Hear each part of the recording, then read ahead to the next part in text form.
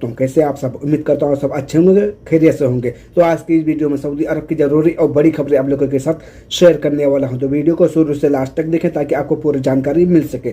उससे पहले छोटी सी रिक्वेस्ट है, अगर आप मेरे चैनल पर नए तो चैनल को सब्सक्राइब और लेकर के अपने भाई का सपोर्ट करें।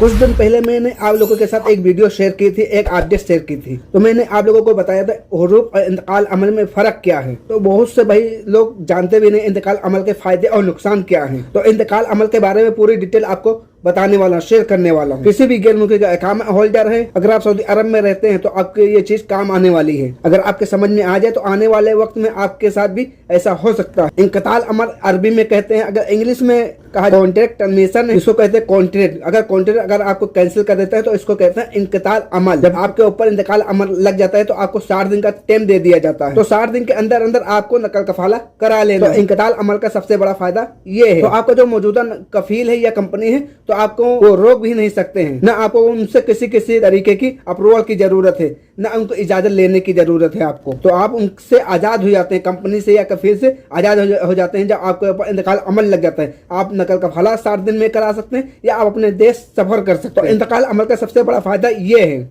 और दूसरा फायदा क्या है, अगर इंतकाल अमल आपके ऊपर लग जाता है तो 60 दिन का आपको टाइम मिल जाता है। उस 60 दिन में आप नकल कफाला करा सकते हैं या अपने देश सफर कर सकते हैं। और जाने के बाद आप यहाँ से सफर करने के बाद फिर से आप नए वीजे पे अगर आ जाते हैं तो आपका इंतकाल अमल लगने का ये सबसे बड़ा फायदा है। उसके बाद में नेक्स्ट जो आपको मिलता है इंतकाल अमल का क्या नुकसान। अगर आपके ऊपर इंतकाल अमल लग जाता है तो मौजूदा कफील कंपनी उसको कैंसिल नहीं कर सकती है। बहुत सारे लोग ये समझते हैं कि इंतकाल अमल लग चुका है, मौजूदा कफील या कंपनी दोबारा नया कॉन्ट्रैक्ट कर लेते हैं। जब आप नया कॉन्ट्रैक्ट करते हैं जो आपका मौजूदा कफील या कंपनी है, आपका कॉन्ट्रैक्ट तो एक्टिव हो जाता है लेकिन आपका हुर्फ शो हो जाता है। लेकिन सिस्टम में जो 60 दिन का बताया गया, 60 दिन में नकल कफाला करे या 60 दिन में आप सफर करें। अगर आप सफर नहीं करते तो सिस्टम में आप ब्लैक लिस्ट हो जाते हैं, उसके बाद आपका हुर्फ शो हो जाता है। तो इंतकाल अमल का सबसे बड़ा नुकसान ये है, मौजूदा कफील या कंपनी के साथ दोबारा कॉन्ट्रैक्ट करते हैं तो आप इस चीज का जरूर ध्यान रखें। अगर आपके ऊपर इंतकाल अमल लगा हुआ है तो दोबारा उस कफील कंपनी के पास ना जाएं। अगर वो हुर्फ लगा दिया है तो 14 दिन के अंदर वो आपका हुर्फ कैंसिल करके अपने पास ले सकता है, क्योंकि उसके पास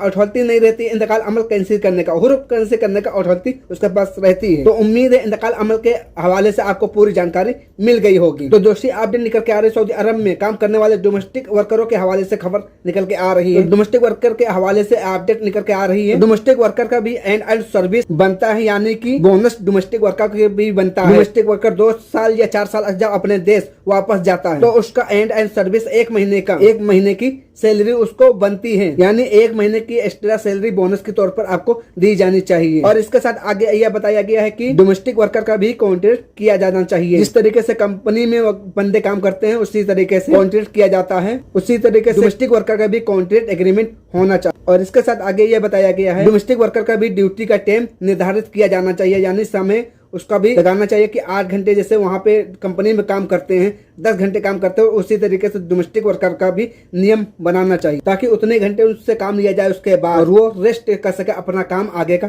कर सके। इसके साथ बताया गया है कि डोमेस्टिक वर्कर को हर हफ्ते 1 दिन की छुट्टी मिलनी चाहिए। और इसके साथ आगे बताया ये भी गया है साल भर में 30 दिन की छुट्टी बीमारी वाली उनको मिलनी चाहिए, यानी कोई वर्कर ज्यादा बीमार हो जाता है तो उसको साल में 30 दिन की छुट्टी मिल सकती है। इसके साथ में ये भी जानकारी दी गई है कि अगर छुट्टी में बंदा जाता है, वर्कर को 2 साल में जब छुट्टी मिलेगी तो 2 साल में वर्कर को तो फ्लाइट की टिकट आने जाने की कफील को देनी पड़ेगी, यानी कफील की जिम्मेदारी होगी वो डोमेस्टिक वर्कर को टिकट आने जाने का दे। और इसके साथ ये भी आगे जानकारी दी गई है कि डोमेस्टिक वर्कर जब अपना फाइनल एग्जिट लगाकर अपने देश वापस जाता है तो उस वक्त भी फाइनल एग्जिट जाने पर फ्लाइट की टिकट जाने की स्पॉन्सर की जिम्मेदारी होती है, यानी कफील की भी जिम्मेदारी होती है। इसके साथ अगली अपडेट निकल के आ रही है सऊदी अरब के जद्दा, जिजान, तबूक, अल जोब के इलाके से तकरीबन 13 लोगों को गिरफ्तार किया गया है जो नशीली दवाइयों का स्मगलिंग कर रहे थे, यानी इसका कारोबार कर रहे थे ये लोग, और इन लोगों को गिरफ्तार किया गया है। और इसके साथ बताया गया है 3 लोगों को गिरफ्तार भी किया गया इसी मामले में।